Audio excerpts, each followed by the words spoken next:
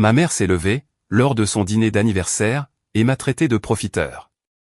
Quand elle a annoncé qu'elle vendait la maison, pour arrêter de m'entretenir, j'ai fini par lui demander comment elle comptait s'y prendre, vu que tous les papiers sont à mon nom. Tout ce gâchis a commencé quand j'avais 18 ans, et que mon père est décédé, à cause d'une crise cardiaque. Je ne vais pas édulcorer la situation. Le perdre a été horrible, et cela a laissé notre famille, dans une situation très difficile. Papa a travaillé chez Midwest Manufacturing, pendant 30 ans.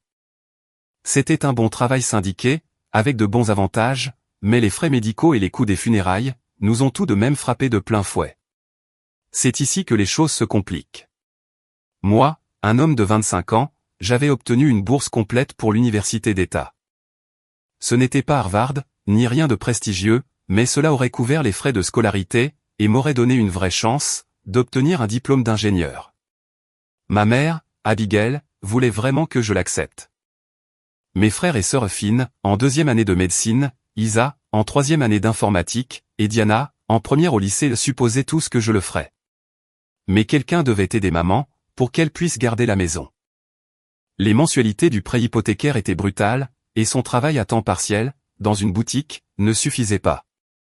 Mes frères et sœurs, eux, avaient tous leur avenir tout tracé.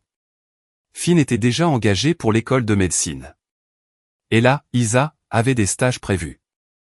Même une fois qu'elle a commencé à travailler, elle a clairement fait comprendre que son argent était pour elle, nouvel appartement, voyage, économie pour une maison. Aider maman ne faisait pas partie de sa liste de priorités. Et Diana voyait déjà des universités, essayer de la recruter, pour leur programme de marketing. J'ai fait un choix, que je pensais être temporaire. J'ai reporté ma bourse d'1 an, et j'ai intégré le programme d'apprentissage en outillage de précision, dans l'ancienne usine de papa. Le salaire était correct, meilleur que tout ce que je pouvais obtenir, avec un simple diplôme d'études secondaires. Et je me suis dit que j'allais aider maman à se stabiliser, pour ensuite aller à l'université, l'année suivante. C'est là que les premières fissures ont commencé à apparaître. Maman appréciait mon aide, mais elle a aussi commencé à avoir une attitude étrange à ce sujet. Elle faisait des commentaires du genre « Ton père serait si fier que tu prennes soin de la famille », pour ensuite se retourner et me demander quand je comptais devenir sérieux, concernant mon avenir. Des messages contradictoires, qui me laissaient confus, sur ce qu'elle voulait vraiment. Mes frères et sœurs étaient pires. Finn faisait des blagues, sur le fait que je jouais au papa et à la maman, avec notre mère. Elle n'arrêtait pas de m'envoyer des offres d'emploi, pour des postes de débutants avec potentiel d'évolution, comme si j'étais au chômage, au lieu d'apprendre l'usinage de précision, et de travailler 45 heures par semaine. Diana a commencé à dire à ses amis, que je prenais une année sabbatique pour réfléchir, ce qui n'était pas tout à fait faux, mais semblait vraiment réducteur. Le pire, c'était les dîners de famille. Ils parlaient de leurs cours, de leurs stages, de leurs plans sur 5 ans, et puis, la conversation s'arrêtait tout simplement, quand on arrivait à mon cas. Comme si apprendre à utiliser des machines à commande numérique, ou faire des mesures de précision, ne valait pas la peine d'en discuter. Quand je mentionnais des choses qui se passaient au travail, il hochait poliment la tête, puis changeait de sujet. Au bout de 6 mois, j'ai essayé d'aborder le problème directement. J'ai dit à maman que je pensais postuler, pour la rentrée de printemps, et peut-être commencer l'université, le semestre suivant. Elle a eu ce regard paniqué, et a dit, mais qu'en est-il des mensualités de la maison? Et les factures? Je ne peux pas gérer tout ça toute seule. Alors, je suis resté un semestre de plus, puis un autre. Pendant ce temps, Finn publiait des choses sur sa préparation aux examens de médecine. Isa recevait des offres d'emploi d'entreprises technologiques, et Diana visitait des campus universitaires. Le ressentiment a commencé à s'accumuler, des deux côtés. Ils avaient l'impression que je choisissais la voie de la facilité, au lieu de me dépasser. J'avais l'impression qu'ils étaient ravis de me laisser sacrifier mes projets, tant que cela n'affectait pas les leurs. Au bout de 2 ans, j'ai finalement tapé du poing sur la table. J'ai dit à maman que je retournais à l'école, l'automne suivant. Point final. J'avais économisé assez pour couvrir ces dépenses, pendant quelques mois, et il était temps pour moi, de me concentrer sur mon propre avenir. C'est à ce moment-là, qu'elle a lâché la bombe de culpabilité. Je suppose que je vais devoir vendre la maison, alors. Je ne peux pas me la payer sans ton aide, et je ne veux pas être un fardeau pour Finn, alors qu'il commence ses études de médecine. Finn, qui était assis juste là, n'a pas proposé son aide. Isa non plus, elle qui gagnait pourtant bien sa vie, dans son emploi technologique, à ce moment-là. Ils sont juste restés plantés là, pendant que maman disait clairement, que mon départ la forcerait, à abandonner la maison familiale. Alors, je suis resté, et j'ai commencé à être en colère à cause de ça. Mais voici ce qui a vraiment commencé, à me ronger de l'intérieur. Je ne faisais pas que payer des factures. Je finançais carrément leur mode de vie. Les frais de l'école de médecine de Finn. Je couvrais le paiement de sa voiture et son assurance, pour qu'il puisse se concentrer sur ses études. Les prêts étudiants de Léla, pour son diplôme en informatique. C'est moi qui effectuais les paiements mensuels, parce qu'elle économisait pour s'acheter une maison. Les frais d'inscription à l'université de Diana, ses cours de préparation, et ses visites de campus, tout cela sortait de mon salaire. Pendant ce temps, il me traitait, comme le raté de la famille, incapable de trouver sa voie. Je ne suis pas resté silencieux, pour autant. J'ai commencé à les confronter, face à leurs conneries. Quand Finn faisait des blagues sur mon travail, je lui faisais remarquer, que je contribuais davantage à la famille financièrement, que lui. Quand Isla m'envoyait des offres d'emploi condescendantes, je les lui renvoyais, avec des notes expliquant que cela payait moins, que ce que je gagnais déjà, en tant qu'ouvrier qualifié.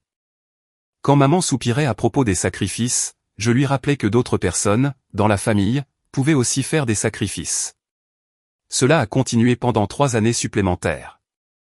Moi, travaillant et payant les factures de tout le monde, et eux, poursuivant leurs rêves, tout en agissant comme si j'étais une sorte de cas social, qu'ils devaient tolérer.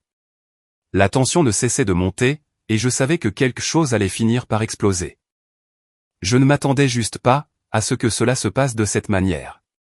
Au moment où j'ai eu 23 ans, cela faisait 5 ans, que je finançais ma famille. Et quand je dis financer, c'est le mot juste. Je ne me contentais pas d'aider, pour les courses ou les charges. Laissez-moi vous détailler les calculs, parce que j'avais commencé à tenir les comptes. Le prêt de maman, je couvrais 60% de la mensualité, soit 1 200 € par mois. La voiture et l'assurance de Finn, 420 € par mois. Les remboursements de prêt de Léla, 380 € par mois. Les dépenses universitaires de Diana, 600 € et plus par mois, pour l'aide aux frais de scolarité, les livres, ou les urgences. L'assurance santé familiale, 290 € par mois. J'étais le seul, à avoir une bonne couverture grâce à mon travail. L'entretien et les réparations de la maison, quel qu'en soit le coût, généralement entre 200 et 500 € par mois. Je déboursais près de 3000 € par mois. Pendant ce temps, je vivais dans le sous-sol, je conduisais une Honda de 12 ans, et je mangeais ce qui traînait au travail, tous les jours. Le point de rupture est arrivé, quand Diana m'a demandé de payer, pour son voyage de spring break à Canquin. En fait, elle n'a pas demandé, elle m'a donné un ordre. Elle a littéralement dit, j'ai besoin de 800 € pour le spring break. Peux-tu me faire un Venmo, d'ici vendredi? Pourquoi faire? Le spring break. Tous mes amis y vont, et je ne peux pas être la seule à ne pas y aller. Je l'ai dévisagé. Tu veux que je te paie des vacances? Ce ne sont pas des vacances. C'est une opportunité de réseautage. Beaucoup de connexions importantes se font pendant le spring break. Diana, tu as 22 ans. Le spring break à Canquin, ce n'est pas du réseautage. Elle a pris cet air agacé, qu'elle avait toujours, quand on remettait en question sa logique. Mon Dieu, Max, tu es tellement négatif. C'est important pour mon avenir. Alors paie-le toi-même. Tu as un travail à temps partiel. Je gagne genre 200 € par semaine. Ça couvre à peine mes dépenses sociales. Tes dépenses sociales? Sortir avec des amis, les vêtements, le maquillage, les trucs normaux d'université. Je ne peux pas payer un spring break avec ça. C'est là que j'ai eu un déclic. Elle pensait que son travail à temps partiel, c'était pour son argent de poche, et que mon travail à temps plein, devait servir à ses vraies dépenses. Ils le pensaient tous. J'ai regardé ma famille, autour de la table. Finn hochait la tête, comme si la demande de Diana était tout à fait raisonnable. Isla faisait défiler l'écran de son téléphone, y prêtant à peine attention. Maman faisait ce truc, où elle restait silencieuse pendant les conversations sur l'argent, pour pouvoir prétendre ensuite, qu'elle n'avait jamais rien demandé. Non, ai-je dit. Diana a cligné des yeux. Comment ça, non? Je ne paierai pas pour ton voyage. Mais j'ai déjà dit à tout le monde que j'y allais. Alors tu ferais bien de trouver, comment tu vas le payer. Elle s'est tournée vers maman. Maman, tu l'écoutes? Dis quelque chose. Maman a soupiré. Max, s'il te plaît. Diana travaille dur à l'école, et ce n'est pas comme si tu ne pouvais pas payer pour ça. Moi aussi je travaille dur. Ça ne veut pas dire que vous payez pour mes vacances. Tu ne prends pas de vacances, a fait remarquer Finn, comme si ça prouvait quelque chose. C'est vrai. Parce que je suis trop occupé à financer vos vies. La pièce est devenue silencieuse. Qu'est-ce que ça veut dire, a demandé Isa, en levant enfin les yeux de son téléphone. Ça veut dire que je soutiens cette famille depuis 5 ans, pendant que vous agissez tous, comme si j'étais celui qui n'avait aucune ambition. Je paie ta voiture, Finn. Je paie tes prêts étudiants, et là. Je paie l'université de Diana. Et d'une certaine manière. Je suis toujours la déception de la famille. Premièrement, nous ne t'avons jamais traité de déception. Deuxièmement, nous ne t'avons jamais demandé de faire ça, a dit maman doucement. Je l'ai regardée pendant une seconde. Cette femme agissait, comme si elle ne pleurait pas pour la maison, à chaque fois que je parlais d'arrêter. Tu es sérieuse, là?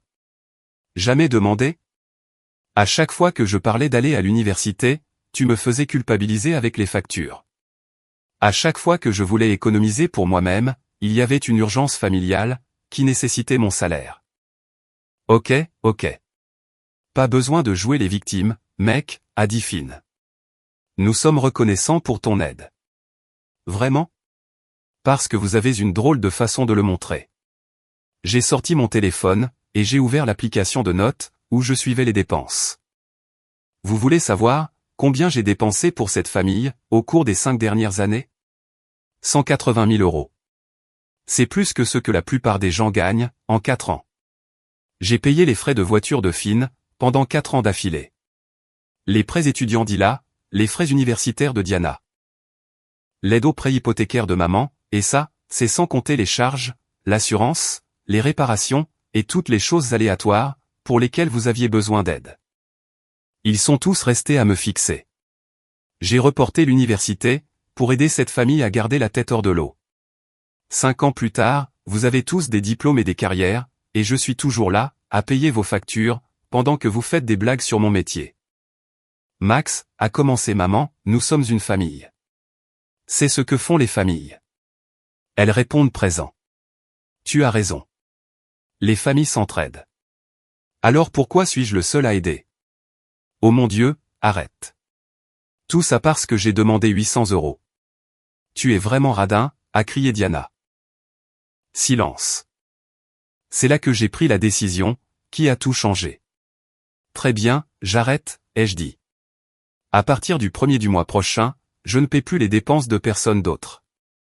Vous dites que je suis radin, très bien, alors je vais agir comme tel. Diana a commencé à pleurer. Mais qu'est-ce qui ne tourne pas rond chez toi? Tu ne peux pas juste nous abandonner. Et la maison de maman, a demandé Finn. Quoi, la maison? Tu termines tes études de médecine. Isa gagne bien sa vie. Vous deux, vous pouvez partager les dépenses de maman, si ça vous préoccupe tant que ça. Débrouillez-vous, bande d'ingrats. Tu abandonnes ta propre mère, a crié maman. Nous avons nos propres dépenses, a dit Isla. Moi aussi. Je me suis levé de table. Je déménage à la fin du mois. Maman a commencé à pleurer. Max, s'il te plaît. On ne peut pas s'en sortir sans toi. Alors, vous auriez peut-être dû me traiter comme un fils, au lieu d'un compte en banque. Et c'est là, que les choses ont complètement dégénéré. Les 3 semaines, entre mon annonce et mon déménagement, ont été extrêmement tendues. Ils sont passés par toutes les étapes du deuil, sauf qu'au lieu de l'acceptation à la fin, ils ont opté pour la rage. D'abord, il y a eu le déni. Maman n'arrêtait pas de me demander si j'étais vraiment sérieux au sujet de mon départ, et de la coupure du soutien financier. Elle faisait des commentaires du genre, quand tu y auras réfléchi un peu plus, tu réaliseras que la famille passe en premier. Ensuite, le marchandage. Finn a proposé de m'aider à mieux faire mon budget, pour que je puisse continuer à les soutenir. Isa a suggéré que je pourrais juste aider pour les urgences, au lieu des dépenses régulières. Diana a promis qu'elle me rembourserait un jour, si je couvrais simplement le reste de ses frais d'université. Quand tout cela n'a pas fonctionné, ils sont passés à la colère. Finn a commencé à faire des remarques désobligeantes, sur le fait que j'abandonnais la famille, au moment où elle avait le plus besoin de moi. Elle a disait à qui voulait l'entendre, que j'étais égoïste et ingrat. Diana m'a carrément ignoré, ce qui, honnêtement, était une amélioration. Mais maman n'allait pas me laisser m'en tirer comme ça. Son 55e anniversaire approchait à cette époque, et elle a commencé à planifier une célébration. Une grande fête, beaucoup d'invités, le grand jeu. Elle était inhabituellement excitée à ce sujet, disant qu'elle avait une grande nouvelle à partager, et que ce serait une nuit inoubliable. Au début, je ne voulais pas y aller, surtout après ce qui s'était passé, mais elle a insisté. Elle m'a fait asseoir et m'a dit, « Max, je sais que ce qui s'est passé, était absolument mal. Nous sommes désolés de ne pas avoir remarqué, que nous t'avons épuisé pendant si longtemps. Mais mon fils, je te veux à mon anniversaire. N'apporte rien si tu ne le veux pas, sois juste là. Et arrangeons les choses. Je te promets que tout sera exactement comme tu le souhaites. » Et bien sûr, je l'ai cru. Des années de manipulation psychologique ne disparaissent pas comme ça. Ah, faux. Je savais exactement ce qu'elle préparait. Je me suis donc pointé ce soir-là, chez Tony S. Italian. Je n'ai rien apporté. Juste moi, comme elle l'avait dit. Environ 30 personnes étaient là. Des amis de l'église, des voisins, quelques collègues de maman, la foule habituelle de banlieusards d'âge moyen, qui vivent pour ce genre de drame social. À la moitié du dîner, maman s'est levée avec son verre. Je veux remercier tout le monde d'être venu ce soir. Je veux aussi faire une annonce, à laquelle je réfléchis depuis longtemps. Ça y est, on y vient. Comme vous le savez tous, j'ai été béni avec 4 enfants. 3 d'entre eux m'ont rendu incroyablement fier, par leur dévouement envers la réussite, et les valeurs familiales. Elle a regardé directement Finn, Ella, et Diana en disant cela. La foule hochait la tête, émettant ces bruits d'approbation, que les gens font lors des réunions de famille. Finn termine son diplôme de médecine, et se prépare pour son internat. Isa vient d'être promue développeuse senior, dans son entreprise technologique. Et Diana vient d'obtenir son diplôme avec mention, et a décroché un poste très convoité en marketing. Applaudissements polis de l'assistance. Puis, son expression a changé. Mais ce soir, je veux parler de l'importance de la responsabilité, et de l'amour à la dure. Parfois, en tant que parents, nous encourageons les mauvais choix de nos enfants, en continuant à les soutenir. Alors qu'ils devraient apprendre l'indépendance. C'est pourquoi j'ai pris la difficile décision, d'arrêter d'encourager le manque d'ambition de mon fils. Max vit à la maison depuis 5 ans, refusant de poursuivre des études supérieures ou d'évoluer professionnellement. Se contentant de faire le même travail manuel, pendant que ses frères et sœurs, ont construit des carrières réussies. La pièce était d'un silence de mort. Je pouvais sentir chaque père Dieu, se tourner vers moi. Avec effet immédiat, je vends cette maison, et je déménage dans un appartement plus petit. Il est temps pour Max, d'apprendre à quoi ressemble la véritable indépendance, sans le filet de sécurité, qui l'a freiné jusqu'ici. Madame Henderson, de l'église, a levé la main. Mais Abigail, et Max? Où ira-t-il? Maman a souri. Ce faux sourire doux, qu'elle utilisait quand elle voulait paraître raisonnable. C'est un homme adulte avec un travail. Je suis sûr qu'il se débrouillera. Parfois, l'amour à la dure, est exactement ce dont nos enfants ont besoin, pour atteindre leur potentiel. Tout le monde hochait la tête. Ces gens gobaient réellement son histoire, sur le fils paresseux, qui avait besoin d'être mis à la porte, pour son propre bien. Je suis resté assis là, pendant peut-être 10 secondes. Puis je me suis levé. Elle pensait vraiment que j'allais faire une sortie triste et silencieuse, et la laisser m'humilier devant la moitié de la ville. Faux. Juste pour que tout le monde comprenne bien, ce qui se passe réellement ici, ai-je dit, ma voix résonnant à travers la pièce silencieuse. Ma mère vient d'annoncer, qu'elle me mettait à la rue. Ce qu'elle n'a pas mentionné, c'est que je paie près de 3 000 € par mois, pour soutenir cette famille, depuis 5 ans. Les murmures ont commencé immédiatement. J'ai reporté mon entrée à l'université, pour aider à payer le prêt hypothécaire de ma mère, après la mort de mon père. J'ai couvert les paiements de la voiture de mon frère, les prêts étudiants de ma sœur. Et les frais universitaires de mon autre sœur. Le travail manuel dont elle parle? Je suis un outilleur spécialisé, qui a fait vivre 4 adultes, pendant qu'ils construisaient leur carrière. Le visage de maman est devenu livide. Max, ce n'est ni le lieu ni le moment. Non, je pense que c'est exactement le lieu et le moment. Puisque tu as décidé de m'humilier publiquement, assurons-nous que tout le monde ait l'histoire complète. J'ai sorti mon téléphone, et j'ai ouvert mon application de suivi des dépenses. 180 000 €. C'est ce que j'ai contribué aux dépenses de cette famille, en 5 ans. Pendant que mes frères et sœurs étaient à l'université, ou faisaient leurs études supérieures, je travaillais 50 heures par semaine, sur des machines de précision, pour maintenir tout le monde à flot.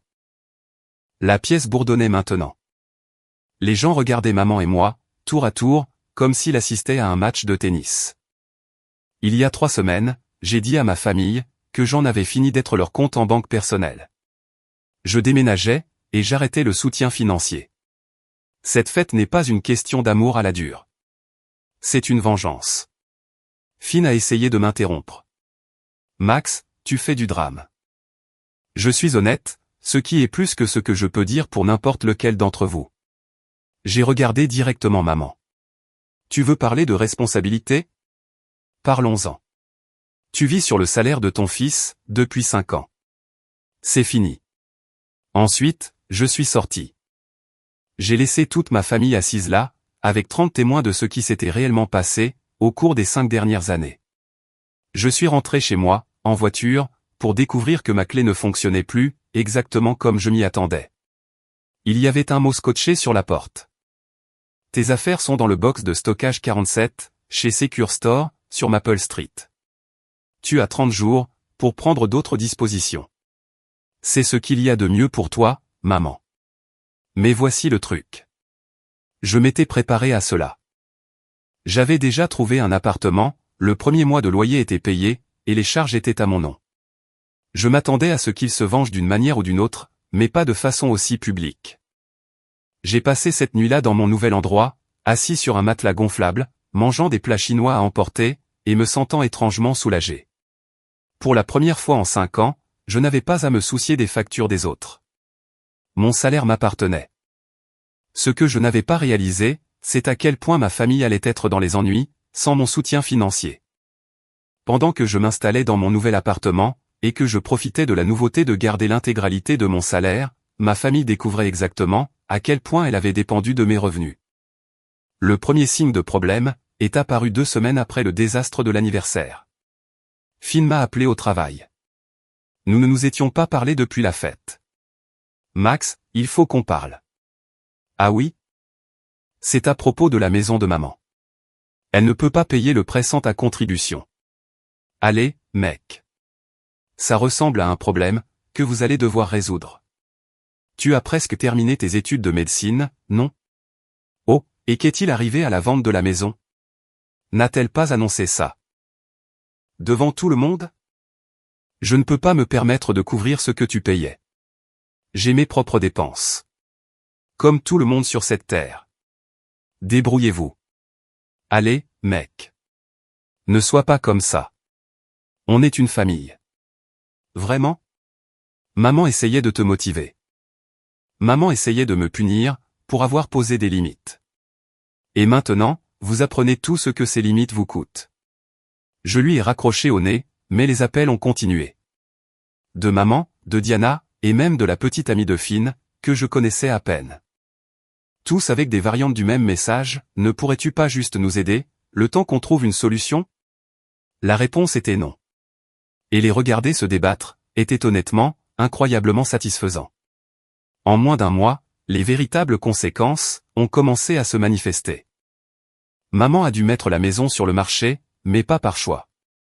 Elle ne pouvait pas payer les mensualités sans ma contribution, et aucun de mes frères et sœurs n'était prêt ou capable de compenser la différence.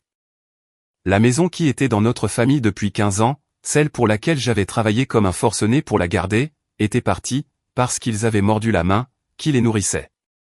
Finn a dû vendre sa voiture, et prendre quelque chose de moins cher.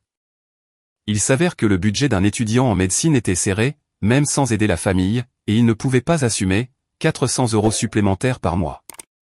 Isa a dû retourner vivre chez maman temporairement, parce que ses remboursements de prêts étudiants avaient repris, et elle ne pouvait pas se permettre de payer son loyer, en plus d'aider aux dépenses familiales. Diana a dû abandonner l'université en milieu de semestre. Sans mon soutien financier, elle ne pouvait pas payer les frais de scolarité, et aucun de ses frères et sœurs ne pouvait l'aider. Elle a fini par retourner vivre à la maison, et trouver un emploi chez Target, le temps de trouver comment payer l'école par elle-même. Mais la meilleure partie, c'est qu'il ne pouvait pas admettre ce qui se passait réellement. Maman a dit à ses amis de l'église qu'elle prenait plus petit, en prévision de sa retraite. Finn a dit aux gens qu'il voulait une voiture plus pratique. Isa a prétendu qu'elle économisait de l'argent en vivant à la maison. Diana a raconté qu'elle faisait une pause dans ses études pour acquérir de l'expérience professionnelle. Pendant ce temps, je m'épanouissais. Sans ces 3000 € par mois, qui partaient dans leurs dépenses, j'avais de l'argent pour moi, pour la première fois depuis mes 18 ans. J'ai acheté des meubles corrects, j'ai pris une voiture plus récente, et j'ai commencé à suivre des cours du soir, au collège communautaire. C'est là que j'ai rencontré Sloan, à la laverie automatique. Elle faisait sa lessive à 2 h du matin, parce qu'elle travaillait de nuit à l'hôpital. Et j'y étais, parce que j'essayais encore de m'habituer à avoir de nouveau une vie sociale. Tu as l'air bien heureux, pour quelqu'un qui fait sa lessive à 2 h du matin, a-t-elle dit. J'apprécie juste le fait d'avoir de l'argent pour les pièces, ai-je répondu. Elle a ri. C'est soit très triste, soit il y a une bonne histoire derrière. Définitivement une bonne histoire. C'est comme ça que j'ai fini par raconter à une parfaite inconnue l'histoire de la manipulation financière de ma famille et de leur campagne d'humiliation publique. Sloan a écouté sans juger, a posé de bonnes questions, et quand j'ai fini, elle a dit quelque chose qui m'est resté en tête. On dirait qu'ils t'ont rendu service. Maintenant, tu sais exactement ce que valaient tes relations familiales pour eux. Environ 3000 € par mois. Nous avons commencé à nous voir régulièrement. Un café après son service, un déjeuner le week-end. De simples conversations faciles, avec quelqu'un qui n'avait aucune attente sur ce que je devrais faire de ma vie. 6 mois plus tard, alors que nous sortions officiellement ensemble, depuis un certain temps, elle m'a interrogé sur ma situation familiale. As-tu jamais de leurs nouvelles? De temps en temps. Généralement quand ils ont besoin d'argent, pour quelque chose. Elle a haussé un sourcil. Ils te demandent encore de l'argent? Après tout ça? Le désespoir rend les gens sans gêne. Elle est restée silencieuse un moment. Qu'est-ce que tu leur dis? Je ne leur dis rien. Je ne réponds pas à leurs appels. C'est alors qu'elle a souri. Bien. Ils ont fait leur choix. Maintenant, ils doivent vivre avec. Je savais que j'allais épouser cette femme. Pendant environ 8 mois après avoir coupé les ponts, ma famille m'a laissé tranquille. Je me disais qu'ils avaient enfin accepté que je ne reviendrais pas financer leur train de vie. J'aurais dû m'en douter. Le harcèlement a commencé quand j'ai été promu chef outilleur à l'usine. Quelqu'un de notre ville natale a vu la mention dans le journal de l'entreprise et a apparemment transmis l'information à ma famille. Soudainement, je recevais de nouveau des messages. Pas d'eux directement, ils étaient trop malins pour ça, mais de leur réseau d'amis, de connaissances de l'église et de contacts communs. Des camarades de lycée, à qui je n'avais pas parlé depuis des années, me contactaient d'un coup. Salut Max, j'ai croisé ta mère à l'épicerie. Elle a l'air vraiment triste, du fait que vous ne vous parliez plus. Tu devrais peut-être l'appeler. Des amis de l'église de maman m'abordaient à la station-service. Ta mère parle de toi tout le temps. Elle est si fière de ta promotion. Je suis sûr qu'elle adorerait avoir de tes nouvelles. Même certains de mes collègues ont commencé à être approchés. La colocataire d'université d'Ila a réussi à trouver où je travaillais, et a appelé mon superviseur, soi-disant pour faire du réseautage, mais en réalité, pour essayer de glaner des informations sur mon travail et ma vie personnelle. Le point commun de tous ces contacts était que je manquais à ma famille, et qu'ils voulaient arranger les choses. Mais de manière notable, aucun d'entre eux ne m'a contacté directement pour s'excuser, ou reconnaître ce qu'ils avaient fait de mal. Sloan a remarqué le schéma avant moi. Il mène une campagne, a-t-elle dit un soir, après que je lui ai raconté la dernière rencontre due au hasard. Qu'est-ce que tu veux dire? Ils essaient de t'user par la pression sociale. Si suffisamment de gens te disent que tu manques à ta famille, tu finiras par te sentir coupable de maintenir tes limites. Elle avait raison. Ce flux constant de messages devenait épuisant. Non pas parce qu'il me manquait, mais parce que j'étais fatigué d'expliquer pourquoi je n'étais pas intéressé par une réconciliation. Les choses ont empiré quand maman a commencé à se présenter dans les endroits où elle savait que je serais. L'épicerie où j'allais toujours, le dimanche matin. Le café près de l'usine. Le collège communautaire, où je suivais mes cours du soir. Elle se trouvait par hasard être là, quand j'arrivais. Et elle faisait ses grandes démonstrations émotionnelles, pour quiconque se trouvait aux alentours. Max. Oh mon Dieu, je n'arrive pas à croire que je te croise. J'espérais tellement te voir. La première fois que c'est arrivé, j'ai été pris au dépourvu. Elle m'a serré dans ses bras avant que je puisse réagir, parlant fort pour dire à quel point je lui avais manqué, pendant que tout le monde dans le magasin nous regardait. Nous devons nous asseoir et parler, mon chéri. Je sais que j'ai fait des erreurs, mais la famille, c'est la famille. Je me suis dégagé de son étreinte. Il n'y a rien à dire. Son visage a changé instantanément. Les larmes ont commencé, et elle a pris cette expression blessée, conçue pour me faire passer pour le méchant. Je ne comprends pas pourquoi tu es si cruel. Je suis ta mère. Eh bien, ex-mère à ce stade. Elle n'a pas aimé ça. Elle m'a regardé comme si je venais d'assassiner son chien. Je suis parti, mais je pouvais l'entendre parler aux autres clients, de la difficulté de la situation, et des efforts qu'elle déployait, pour tendre la main à son fils ingrat. C'est arrivé 4 fois de plus, au cours du mois suivant. Après la 5e embuscade, j'en ai eu assez. Je l'ai appelé. Arrête de me traquer. Je ne vois pas de quoi tu parles, mon chéri. Tu ne fais pas tes courses dans cette épicerie. Tu ne bois pas de café. Et tu ne suis certainement pas de cours, au collège communautaire. Tu te présentes à ces endroits, spécifiquement pour me tendre un piège. Je veux juste voir mon fils. Tu veux me manipuler devant des témoins, pour que je passe pour le méchant, si je maintiens mes limites. Silence. Tu me manques, a-t-elle fini par dire, abandonnant son air innocent. J'ai fait une erreur, et j'essaie de la réparer. Tu as fait de multiples erreurs, sur plusieurs années. Et alors? Tu vas nous punir pour toujours? Pour de l'argent? Oui. Elle est restée silencieuse un moment.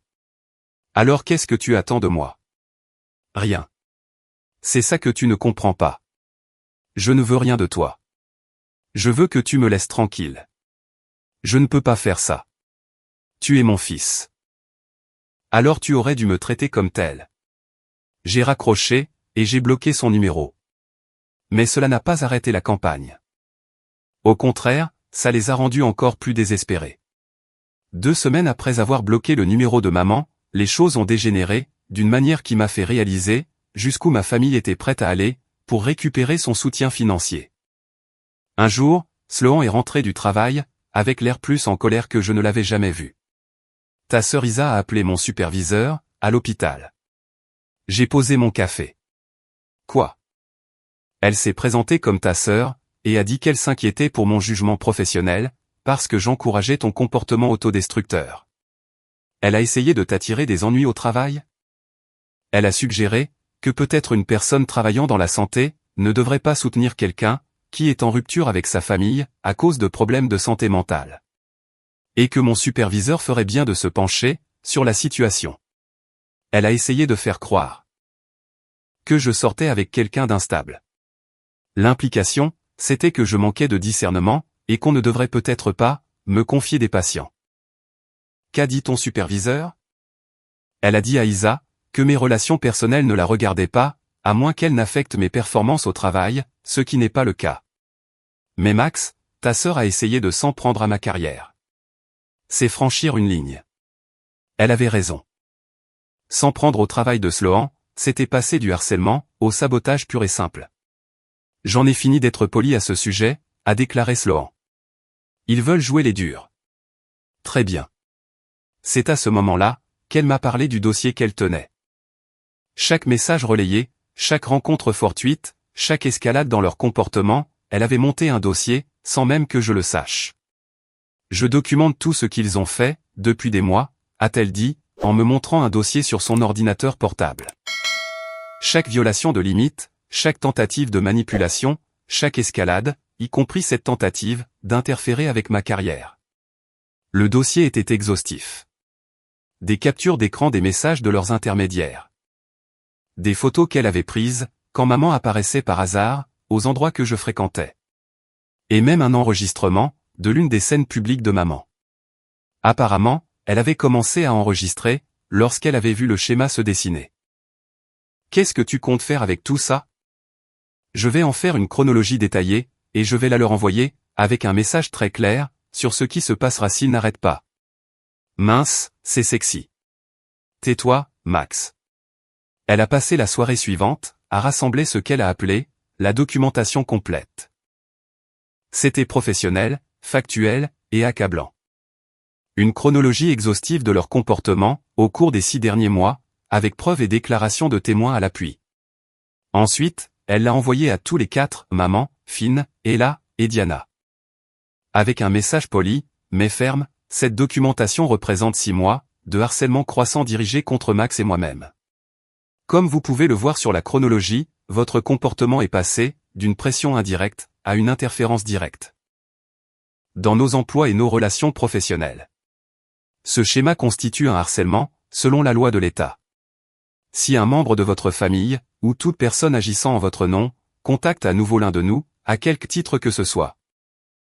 Nous déposerons des plaintes officielles auprès des forces de l'ordre, et nous partagerons cette documentation, avec les employeurs et les institutions concernées. Max a défini ses limites clairement, et à plusieurs reprises. Il est temps de les respecter. La réponse a été immédiate, et exactement ce que Sloan avait prédit. Finn m'a appelé au travail le lendemain, furieux. Tu ne peux pas demander à ta petite amie, de menacer de ruiner nos carrières. Quoi? Je ne t'entends pas bien. Eh bien, ai-je répondu, en appréciant un peu trop la panique dans sa voix. D'accord, ce n'est pas drôle, Max, sérieusement, c'est de la folie. Nous essayons de reconstruire notre relation. Quoi? Mec, qu'est-ce que tu dis, ai-je répété. Max, nous voulons juste que tu rentres à la maison. Elle est en train de te monter contre ta famille. Je suis à la maison. Puis j'ai raccroché, et j'ai bloqué le numéro. Ce soir-là, j'ai reçu un message groupé, d'un autre numéro inconnu, Max, c'est allé trop loin. Nous devons parler, et trouver comment avancer, en tant que famille. Et la prochaine fois que je t'appelle, tu as intérêt à ne pas faire le sourd. Je l'ai montré à Sloan. Ils essaient encore. Oh mon Dieu. Pendant 2 jours, tout a été calme. Je me disais qu'ils avaient enfin compris le message. Mais ensuite, la mère de Sloan l'a appelée, confuse et bouleversée. Quelqu'un prétendant être la mère de Max, m'a contacté sur Facebook, a-t-elle raconté à Sloan. Elle a dit qu'elle s'inquiétait, de ta relation avec lui. Et elle pensait que je devais savoir, qu'il avait des problèmes de colère, et qu'il était en rupture avec sa famille, à cause de problèmes de santé mentale. Il ne reculait pas. J'en avais fini d'être gentil. Le dossier de harcèlement de Sloan, était devenu un chef-d'œuvre de preuve. Tout était organisé, avec la précision de quelqu'un, qui a passé des mois, à regarder des idiots creuser leur propre tombe. J'ai trouvé un avocat. Appelons-le Joe. Joe a jeté un seul coup d'œil, à la documentation de Sloan, et a commencé à sourire, comme un enfant le matin de Noël. Votre petite amie est minutieuse, a-t-il dit. J'ai vu des dossiers du FBI, avec moins d'organisation. Elle a un don pour les détails. Eh bien, son don pour les détails, est sur le point de coûter de l'argent à votre famille. Nous nous préparons à déposer une plainte en diffamation, et à demander une ordonnance restrictive. Mais d'abord, nous allons leur donner une chance, de régler ça discrètement. S'ils refusent, on brûle tout. L'action en diffamation demandait 50 000 €, en dommages et intérêts, perte de salaire, détresse émotionnelle, et atteinte à la réputation professionnelle. L'ordonnance restrictive, les obligerait légalement à rester à plus de 150 mètres de nous, de notre domicile, et de nos lieux de travail. Isa a reçu les papiers en premier, dans son entreprise. Selon son collègue, que Sloan connaissait grâce à des amis communs, Ella a complètement perdu les pédales au bureau, quand l'huissier lui a remis les documents. Il me poursuit en justice pour avoir essayé de l'aider. Je m'inquiétais juste du discernement de sa petite amie. Apparemment, Isa a passé le reste de la journée à pleurer à son bureau, et à appeler tous les gens qu'elle connaissait, pour se plaindre de l'injustice de la situation. Maman a été servie à son nouveau travail à temps plein, le premier vrai travail qu'elle avait eu en 20 ans. Elle travaillait dans un grand magasin, et l'huissier l'a trouvée en train de plier des vêtements, au rayon femmes. Le directeur a dû la renvoyer chez elle plus tôt, parce qu'elle ne pouvait pas s'arrêter de pleurer, et de raconter aux clients, comment son fils ingrat détruisait la famille avec des procès. Finn a reçu ses papiers à l'hôpital, où il faisait son internat. Un huissier entrant dans un établissement médical, pour remettre des documents légaux à un interne.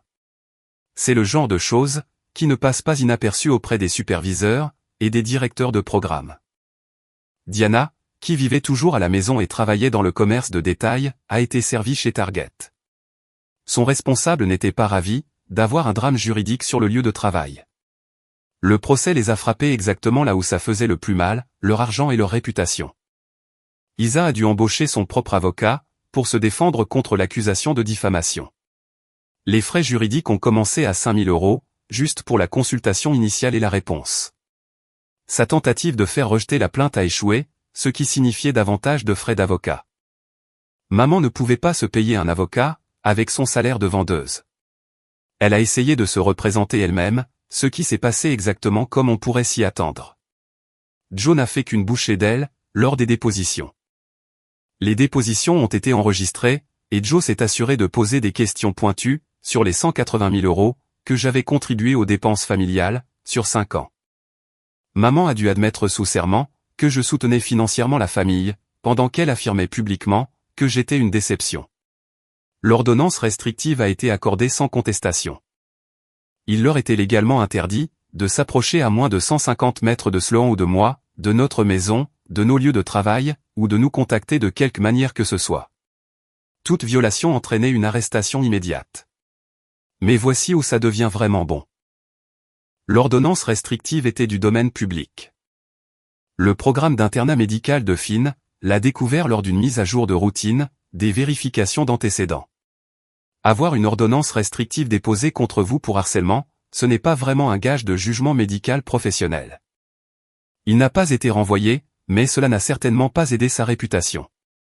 Le bruit a couru dans l'hôpital, à propos de l'interne, qui avait des drames familiaux et des problèmes judiciaires. L'entreprise Dila l'a découvert, lorsque son avocat a contacté les RH, à propos de l'affaire de diffamation. Les entreprises technologiques n'aiment pas trop avoir des employés impliqués dans des procès pour harcèlement, surtout quand il s'agit d'interférer avec la carrière de quelqu'un d'autre. Elle n'a pas été renvoyée, mais sa promotion suivante a été mystérieusement retardée. Le magasin de détail de Diana a été mis au courant, lorsqu'elle a dû s'absenter du travail, pour les procédures judiciaires. Target ne paie pas assez cher, pour gérer des employés qui amènent leur drame juridique au travail. Le grand magasin de maman a découvert l'affaire, lorsqu'elle n'arrêtait pas d'avoir des crises de larmes, à propos du procès, pendant les heures de travail. Les rôles de service à la clientèle ne fonctionnent pas très bien, quand on pleure et qu'on raconte aux acheteurs les problèmes juridiques de sa famille. Pendant qu'il gérait les avocats, les frais de justice et les conséquences professionnelles, Sloan et moi vivions la meilleure période de notre vie. J'avais encore été promu au travail. Maintenant, je dirigeais tout le département d'outillage, gagnant plus d'argent que je ne l'aurais jamais imaginé possible. L'usine avait décroché plusieurs contrats majeurs, et mon département cartonnait. Sloan a été sélectionné pour un programme de développement du leadership à l'hôpital. 6 mois après le dépôt de la plainte, Joe a appelé avec des nouvelles. Il suppliait pour un arrangement à l'amiable, ayant réalisé que nous ne bluffions pas, et qu'il ne pouvait pas se permettre cette tempête juridique. Pour quel montant? Le montant total. 50 000 €. De plus, ils acceptent une ordonnance restrictive permanente, et un accord de non-divulgation. Ils ne peuvent parler de vous ou de Sloan à personne, jamais. Ils nous paient 50 000 € pour nous taire, et disparaître. Ils te paient 50 000 € pour que cette affaire disparaisse. Les frais juridiques les tuaient, et l'ordonnance restrictive affectait déjà leurs emplois. Ils ne peuvent pas se permettre que cela s'éternise. J'y ai réfléchi, pendant peut-être 3 secondes. Marché conclu. Le chèque de l'arrangement est arrivé un mardi. 50 000 € à l'ordre de Sloan et moi. Notre première grande rentrée d'argent commune, qui ne provenait pas du fait que je me tue à la tâche pour entretenir des membres de la famille ingrat.